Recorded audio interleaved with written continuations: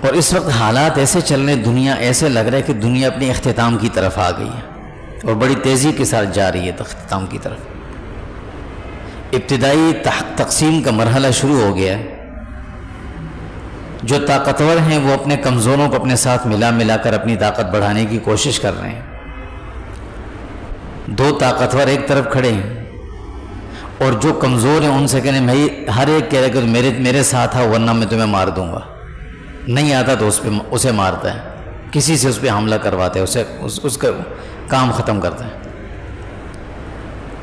لیکن دنیا جب اختتام کی طرف آئے گی نا، آخری ایام جب ہوں گے تو دنیا کے اندر دو بڑی تقسیمیں ہوں گی، بس دو حصوں میں تقسیم ہوگی۔